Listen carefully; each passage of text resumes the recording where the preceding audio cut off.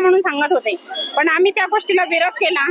तर त्यांनी 8 दिवसामध्ये त्यांचे मीटिंग वगैरे लावून आम्हाला सांगितलं की तुम्हाला 4,000 रुपये देऊ.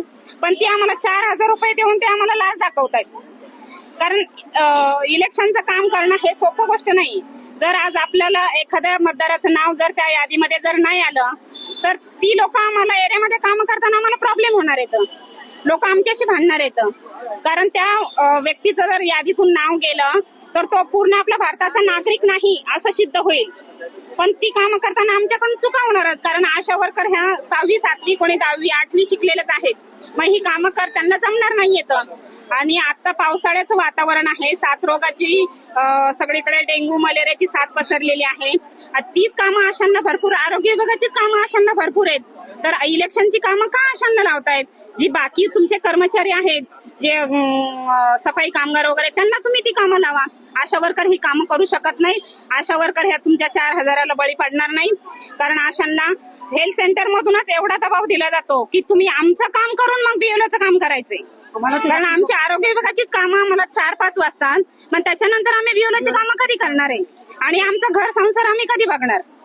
भारतीय निवडणूक आयोगाचे जे काही परिपत्रक आहेत त्या परिपत्रकानुसार शासनाचे शासकीय कर्मचारी, निमशासकीय कर्मचारी यांचीच बीएलओ म्हणून नियुक्ती केली जाऊ शकते.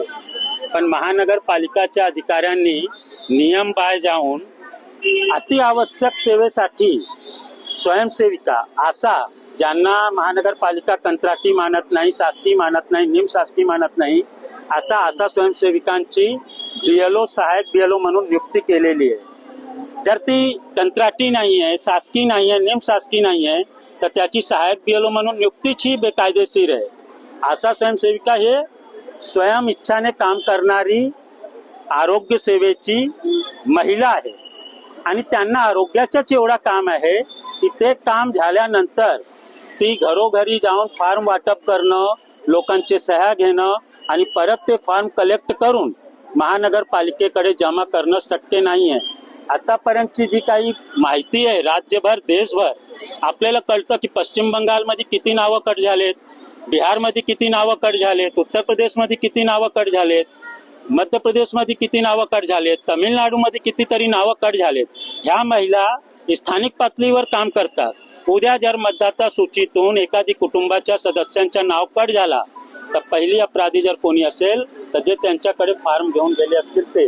आणि अशा परिस्थितीमध्ये भविष्यामध्ये अशा स्वयंसेविकांना त्यांच्याच एरियामध्ये काम करणं कठीण जाणार आहे. सध्या पावसाळ्याचा सीजन आहे, डेंग्यू मलेरिया सारखे आजार पण लोक बाहेर काढत आहेत.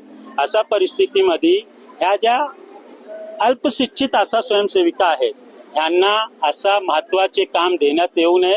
मतदाता सूचीमधून कोणाचेही नाव कट होऊ नये. त्यांना मताचे अधिकार असायलाच पाहिजे, हे संविधानाने दिलेला अधिकार आहे. पण जर त्यांचे नाव कट झाले तर त्याचा पूर्ण दोष ह्या गरीब महिलांवर होणार आहे. म्हणून ह्या बीएलओच्या कामासाठी, सहायक बीएलओ साठी शिक्षित व्यक्तींची नेमणूक करावी. आणि हे जे काही 29 जुलैपर्यंतच एसआर भरायचे आहे, त्याच्यानंतर काम राहणार नाही. 29 जुलैपर्यंत एसआरची प्रक्रिया पूर्ण होत नाही. हे प्रक्रिया वाढवायला पाहिजे. प्रत्येक नागरिकांचे नाव नोंदणी व्हायला पाहिजे. पण त्याच्यासाठी शिकलेले शिक्षक असतील त्यांना काम दिलं गेलेलं आहे. कंत्राटी कर्मचारी असतील, शासकीय कर्मचारी असतील, त्यांना तुम्ही बीएलओ म्हणून नियुक्ती द्या. पण ह्या महिलांना जे अल्पशिक्षित आहे आणि अतिआवश्यक सेवेसाठी आहे त्यांना सहायक बीएलओ म्हणून काम देऊ नये. काही ठिकाणी तर बीएलओने सुसाईड पण केलेले आहेत. मागणी पूर्ण नाही झाली तर पुढचं तुमचं पाऊल काय असेल?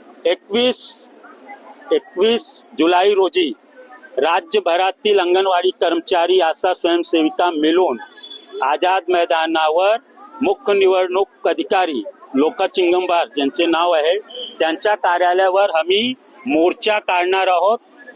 कृती समितीच्या वतीने आझाद मैदानवर महामोर्चा निघणार आहे SIRच्या विरोधात. Okay, thank you.